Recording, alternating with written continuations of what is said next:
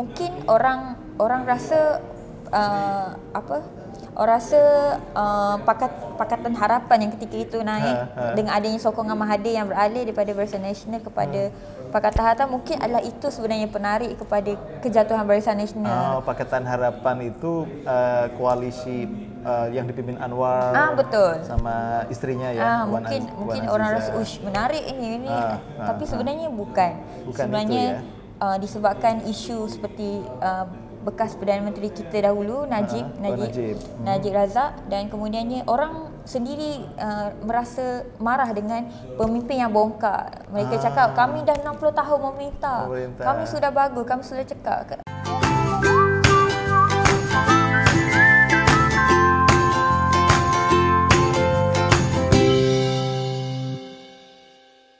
Assalamualaikum warahmatullahi wabarakatuh. Waalaikumsalam warahmatullahi wabarakatuh. Welcome to Wonder Home Podcast. Kita hari ini kedatangan gadis Malaysia. Apa kabar Asma? Alhamdulillah sehat Bapak sehat. Alhamdulillah sehat. Kita sudah berapa hari ini ya? Ini berjalan ke keliling Padang Kerinci ya. Hari ini hari ke kelima ya. 4-5. Semenjak sampai dari Malaysia 9 hari bulan. 9 hari bulan. Sampai ke hari ini tanggal 14. Iya. Gimana? Enjoy atau lelah? Capek? Tidak merasa lelah sedikit. Tapi berasa gembira dapat datang ke sini, melihat tempat orang. Pak Syifa tahu, ni kali pertama saya keluar negara. Oh ya? Jadi rasanya teruja sekali. Oke, kita akan cakap-cakap soal itu nanti di belakang. Tapi saya pengen mengenal terlebih dahulu. Saya panggilnya apa ya? Asma. Asma begitu saja boleh, ya. Asma. Kalau Ci itu agak senior dikit lah ya. Agak kurang rapat. Betul. Oke, kalau Asma itu aslinya di mana? Di Malaysia asli dari mana daerahnya? Saya asal daripada Terengganu. Oh, Terengganu. Terengganu ni satu negeri kecil di Malaysia. Sekarang sebab saya belajar di Universiti Malaya, jadi saya tinggal di Kuala Lumpur, berdekatan dengan Universiti Malaya. Asli dari Terengganu. Terus kemudian sekarang menjadi mahasiswa atau menjadi PhD student di Universiti Malaya. Betul. Kapan itu mulai merantau ya, merantau keluar Terengganu itu sejak bila itu? Sejak habis di Malaysia ada sekolah menengah tinggi, dia akan ada peperiksaan SPM, Sijil Pelajaran Malaysia. Sijil Pelajaran Malaysia. Selepas itu saya merantau sebagai ujian sebab dapat tawaran masuk Foundation of Law di Kuantan, Pahang. Oh, di Kuantan, Pahang. Selepas tahun habis Foundation in Law, saya tukar bidang ke Malay Professional Communication. Oh, kenapa tuh pindah dari Foundation of Law ke Malay Professional Communication? Sebabnya apa cerita rasa tuh? Bila belajar law ni, kita rasa macam kita suka law tapi kita tak berapa faham, tak berapa kena dengan diri.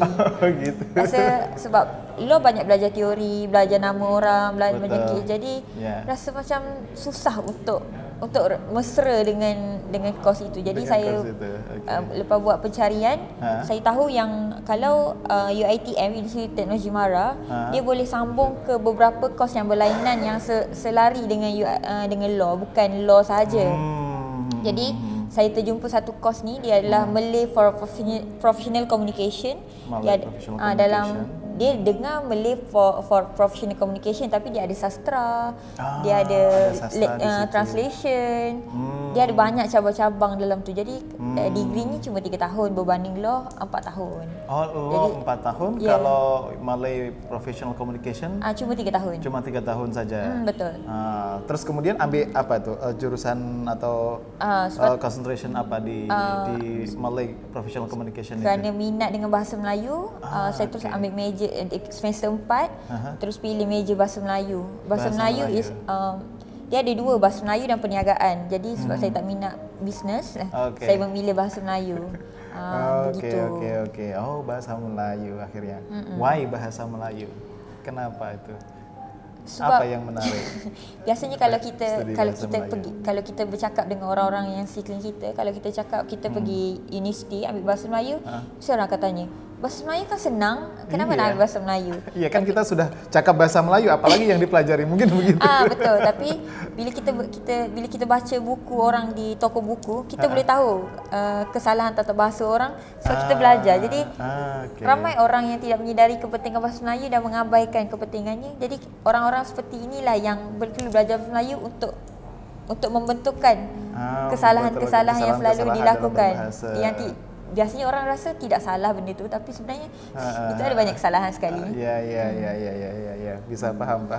Soalnya kan begitu juga native bahasa Inggris, orang cakap bahasa Inggris belum tentu dia paham grammar cara menulis yang benar. Betul sekali, benar. Oke, itu degree-nya selesai di mana tuh? Degree-nya selesai di Universiti Teknologi Mara Shah Alam pada tahun 2018. Teknologi Mara. UiTM biasa dipanggil UiTM di Shah Alam. Betul, di Shah Alam. Kemudiannya semasa tengah menjalani internship di Petronas, ada satu kawan berkongsi dia nak sambung belajar juga. Jadi saya cuma cuba-cuba saja mengisi permohonan untuk masuk ke Universiti Malaya.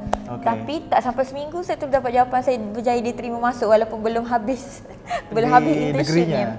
Belum habis internshipnya 3 bulan. Jadi saya saja isi-isi, cuba-cuba. Dapat. Sebab itu untuk master program atau untuk master program. Sebab tahu saya untuk masuk ke Universiti Malaya sangat susah sebenarnya. Tapi mungkin rezeki untuk menyambung. Jadi saya alhamdulillah dapat masuk ke S2. Kalau internship di Petronasnya apa yang dikerja di sana? Kan Petronas perusahaan tambang minyak. Ini bahasa Melayu. Sebab Petronas itu dia banyak berkait dengan syarikat-syarikat besar. Jadi memerlukan professional communication between the company. So saya lah pengantara antara company-company luar untuk berhubung dengan Petronas. Oke. Menarik. Jadi begitu. Jadi yang di perusahaan minyak pun tak selalu degree minyak yang diperlukan, tapi juga ada communication. Betul. Semuanya diperlukan. Oke, akhirnya sebelum sebelum graduation dari UiTM, belum selesai internship, sudah diterima masuk di Universiti Malaya. Sebab saya perlu habis internship akhir Julai. Julai tahun berapa tuh? Tahun 2018. 2018. Dan saya masuk 1 hari bulan 9 1 hari bulan September 2018 juga. Dalam sebulan sahaja gap untuk saya berkemas-kemas untuk terus masuk ke belajar ke transisi S2. ke Universiti Malaya. Oke. Di Universiti Malaya ambil apa? Okey, saya ambil Sarjana Sastra Melayu. Sarjana Sastra Melayu. Tapi dalam Sastra Melayu dia bukan sastra saja, dia ada banyak pecahan. Cuma nama S2 tu saja yang sarjana. Tapi belajar sastra, belajar art, belajar politik, belajar politik juga. Sains sosial juga ada. Dia ada dalam 8 subjek satu semester. Banyak. Master di tadi itu apa? Sastra pengajian Melayu. Sastra pengajian Melayu. Terus kemudian ambil konsentrasinya di apa tuh? More to literature, to sastra kah, to social science kah? Saya memilih untuk social science. Ke social sebab science. Kita berbalik kepada semasa saya di degree. Pengkhususan saya, tesis saya adalah bahagian budaya, iaitu saya mengkaji budaya orang masyarakat Terengganu. Dan masa itulah saya rasa, seronok kaji budaya ni. Sebab tu bila saya nak tukar ke S2, saya terus saya kena buat budaya. Sebab saya lebih suka budaya berbanding belajar bahasa. Oke. Sedikit tadi kajiannya adalah masyarakat Terengganu. Masyarakat Terengganu. Apa tuh yang budaya masyarakat Terengganu yang distinct, yang sebab beza? Dekat masyarakat Terengganu, setelah perempuan bersalin, berpantang, dia akan ada satu ritual mandi limau yang dilakukan oleh bidan sahaja. Mandi limau dan tepung. Jadi lepas tu dia adalah satu ibaratnya penyucian diri selepas bersalin daripada darah kotor dan sebagainya. Oke. Jadi bidan membuat mandi limau tadi itu untuk ibu yang habis bersalin. Betul. Tujuannya untuk mensucikan diri, dalaman dan luaran daripada kotoran. Oke. Interesting. Menarik. Itu lazim untuk kebanyakan masyarakat Terengganu ya. Masyarakat memang mengamalkan namanya pelimau dapur. Pelimau dapur. Kita pelimau dapur. Biasanya perempuan Terengganu berpantang di dapur. Dia tak duduk di dalam bilik. Biasanya perempuan lama-lama dulu kalau di pantai memang di dapur. Sebab tu kita panggil pelimau dapur. Pelimau dapur. Okey. Terus kemudian di waktu tesis dijadikan tesis. Jadikan tesis di degree. Saat di master apa buat apa? Master saya kebetulan 2018 Malaysia ada PRU PRU pilihan raya umum di 2018. Masa itu kita seluruh dunia tahu yang Barisan Nasional after 60 years of the leadership they fall down, right? Lepas tu Barisan Nasional itu partai terbesar di Malaysia. 63 tahun kata saya memerintah, tapi akhirnya jatuh. Jadi saya berbincang dengan rakan-rakan saya apa benda yang topik terkini yang relevan yang dengan masyarakat. Jadi saya memilih untuk membuat satu tesis yang bertajuk faktor-faktor kejatuhan Barisan Nasional di faktor-faktor kejatuhan Barisan Nasional di PRU 2018 PRU 14. Dan apa itu temuannya? Ternyata faktornya apa tuh? Menarik sekali ya pertemuannya. Dulu saya ingat mungkin orang rasa Pakatan Harapan yang ketika itu naik dengan adanya sokongan Mahathir yang beralih daripada Barisan Nasional kepada Pakatan Harapan, mungkin adalah itu sebenarnya penarik kepada kejatuhan Barisan Nasional. Pakatan Harapan itu koalisi yang dipimpin Anwar betul. sama istrinya ya. Mungkin orang rasa menarik ini tapi sebenarnya bukan sebenarnya disebabkan isu seperti bekas Perdana Menteri kita dahulu Najib Razak, dan kemudiannya orang sendiri merasa marah dengan pemimpin yang bongkak. Mereka cakap kami dah 60 tahun memerintah. Kami sudah bagus, kami sudah cekak. Dan rakyat sendiri mahu melihat bagaimana pimpinan baru jika mereka mengganti pimpinan lama. Sudah merasa 60 tahun tiada perubahan. Apa kata kita naikkan pemimpin baru? Itu sebenarnya kenapa orang naik. Sebab tu ramai orang balik mengundi adalah sebenarnya untuk menjatuhkan kerajaan Barisan Nasional kerana mereka benci dengan kebongkahan, kesombongan dari Barisan Nasional. Ya. Jadi faktornya lebih pada ketidaksukaan pada Barisan Nasional dan PM pada saat itu. Dan rasa ingin tahu rakyat sekiranya apa yang akan berlaku sekiranya pemimpin baru naik. Apa yang terjadi kalau pemimpin baru naik ya. Betul. Kalau bukan dari Barisan Nasional. Betul. Sama ni dah rasa 60 tahun.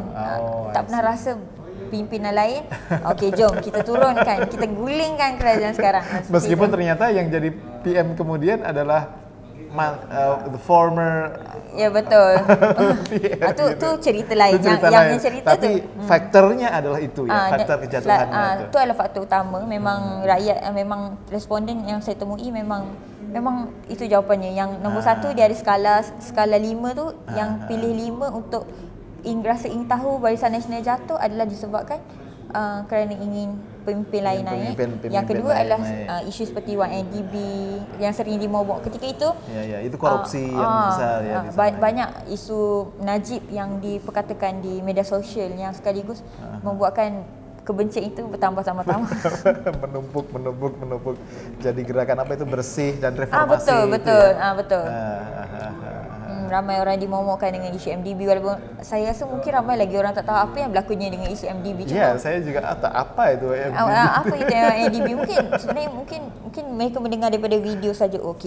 Najib ini tak bagus, kita kena turun dia. Sebab apa dia banyak duit, ambil duit negara macam tu. Momokan seperti itu. I see.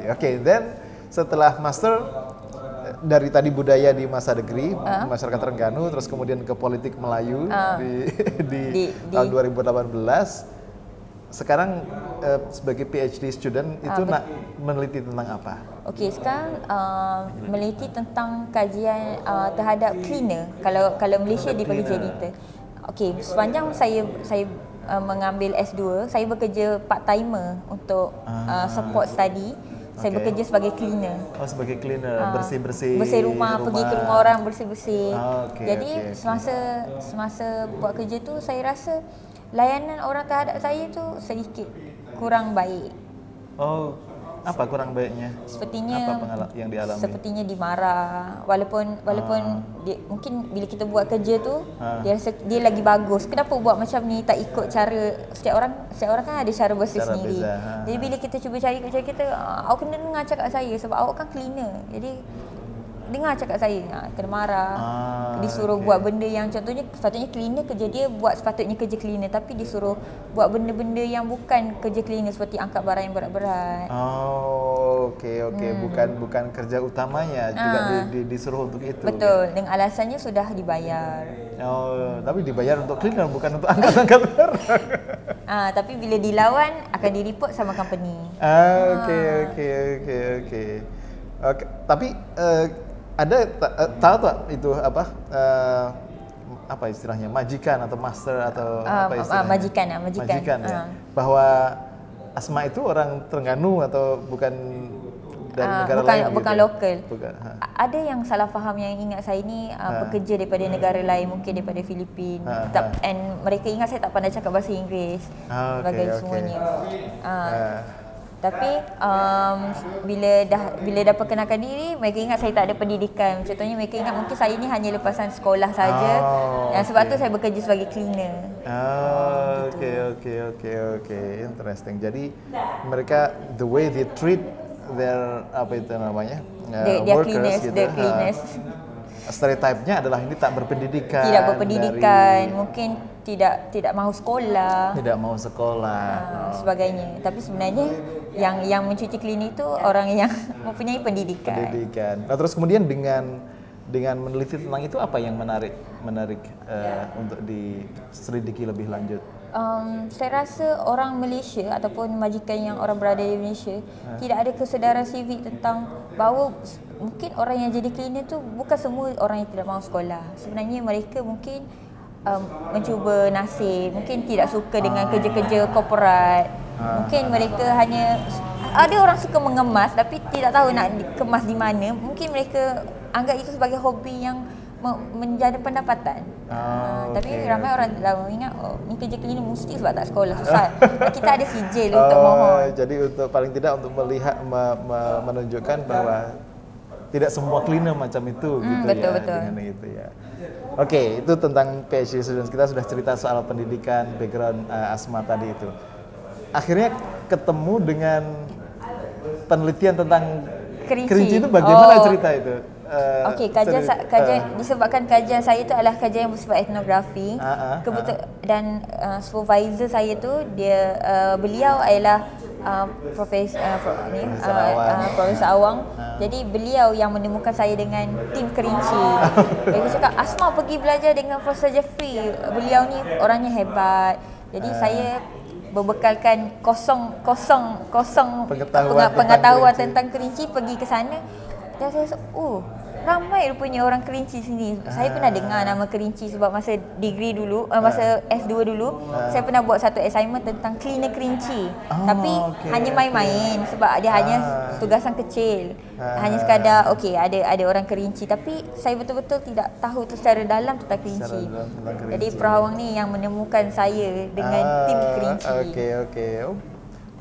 Berawal dari minat tentang kajian Melayu, sempat buat tentang cleaner Kerinci, terus kemudian diarahkan oleh Profesor Awang dia akan jodohkan. Dia macam dulu main-main tapi sekarang dah jadi sesuatu yang serius, yang mana kita melihat pergi ke kampung Kerinci sendiri, melihat masyarakat di sana, berbual dengan mereka, dan kemudian kita sampai ke hari ini kita berada di Indonesia dan melawat Kerinci. Alhamdulillah. Akhirnya kemarin kita setelah di Malaysia bulan September ya. Betul. Bulan September Asma, Profesor Awang itu ke Kerinci. Apa pengalaman yang didapat atau apa yang diamati Asma selama kita di Kerinci, di Padang? Ada satu persoalan yang saya hairan dengan orang Kerinci. Bagaimana mereka masih ada rasa bahagia walaupun mereka meninggalkan. Orang kata kalau hidup di kota itu mewah, boleh dapat macam-macam, dibayar gaji mahal, tapi mereka pulang ke Kerinci dan mereka bahagia. Mereka dah nak balik, tak nak ingat apa-apa dah pasal Malaysia, dan mereka pulang ke Kerinci dan mereka menemui kebahagiaan di sana. Sebagai orang muda, kita rasa macam mana orang ni sanggup dah tinggalkan, mereka dah mewah di Kuala Lumpur, dah mengumpul harta macam informan-informan yang saya jumpa, mereka dah ada mungkin bahkan ada rumah sendiri dan keluarga di Kuala Lumpur, tapi bila akhirnya mereka tak mahu pulang ke Kerinci dan menikmati hidup kampung setelah bertahun-tahun di kota. Jadi saya terfikir apa yang sebenarnya kehidupan di Kerinci ini mampu memberikan mereka sebenarnya kebaikan. Mungkin kalau saya kalau ke Terengganu gitu pulang ke Terengganu gitu. Sebab saya enggak mahu pulang ke Terengganu. Saya mahu settle down di Kuala Lumpur. Jadi gimana Pak Mahdi? Kenapa mereka nak balik ke Kerinci lagi?